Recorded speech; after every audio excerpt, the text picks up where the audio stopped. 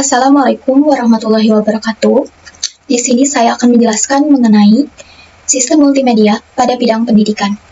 Sebelumnya, perkenalkan nama saya Anissa Sucianti Aulia Suganda dengan NIM A219000020 TI6B Teknik Informatika FTI Unsab Sumedang. Sesuai dengan UTS kemarin, saya memiliki ide atau konsep untuk mengembangkan multimedia, yaitu multimedia pembelajaran interaktif mengenai mata kuliah pada jurusan Teknik Informatika.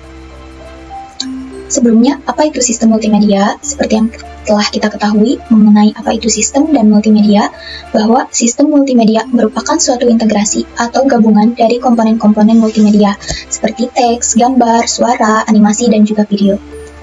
Selanjutnya, multimedia pembelajaran. Nah, ini merupakan aplikasi dari multimedia yang di dalamnya merupakan proses pembelajaran, dapat menyalurkan pesan berupa pengetahuan, keterampilan, dan juga sikap. Tujuannya untuk merangsang pikiran, perasaan, perhatian, dan juga motivasi belajar bagi mahasiswa. Multimedia pembelajaran interaktif ini memiliki tujuan, yaitu untuk menyajikan informasi dalam bentuk yang lebih menyenangkan, menarik, mudah dimengerti, dan juga jelas. Nah, multimedia berbasis komputer ini tentu akan sangat berperan dan menjanjikan bagi penggunanya dalam bidang pendidikan. Kemudian ada aspek media pembelajaran interaktif, yaitu komunikatif, kreatif, sederhana, ada audio, visual, media bergerak, dan juga layout interaktif. Nah, adapun model multimedia pembelajaran interaktif ada beberapa, diantaranya tutorial, real and practice, kemudian simulasi, instructional games, ada hybrid, sokratik, kemudian inquiry, dan juga informasional. Selanjutnya, karakteristik multimedia untuk keperluan pendidikan. Salah satunya, multimedia dalam pendidikan ini berbasis komputer. Seperti tadi, bahwa multimedia mengintegrasikan berbagai media yang nantinya berupa satu program secara digital. Kemudian, multimedia menyediakan proses interaktif dan memberikan kemudahan untuk berumpan balik. Dan yang perlu diperhatikan adalah tahap pengembangan multimedia. Yang pertama ada konsep, di mana konsep ini merupakan tahap dalam menentukan tujuan dan siapa pengguna program tersebut. Dalam kasus ini, penggunanya adalah mahasiswa.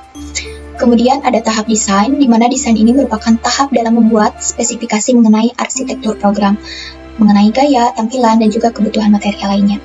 Selanjutnya ada material collecting, di mana tahap ini merupakan pengumpulan bahan yang sesuai dengan kebutuhan yang akan dilakukan. Kemudian ada assembly, di mana tahap ini merupakan semua objek atau bahan multimedia dibuat. Ada testing ini dilakukan setelah tahap pembuatan, di mana tujuannya untuk menjalankan aplikasi program dan dilihat apakah ada kesalahan atau tidak. Dan yang terakhir adalah distribution. Distribution ini merupakan tahap aplikasi disimpan dalam suatu media penyimpanan. Jika media penyimpanan tidak cukup, maka aplikasi ditampung dan dilakukan kompresi terhadap aplikasi tersebut.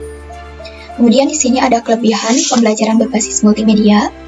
Salah satunya adalah sistem pembelajaran lebih inovatif dan juga interaktif. Kemudian mampu menimbulkan rasa senang atau memunculkan motivasi bagi mahasiswa. Selanjutnya ada kekurangan pembelajaran berbasis multimedia. Yang pertama, biaya relatif mahal untuk tahap awal.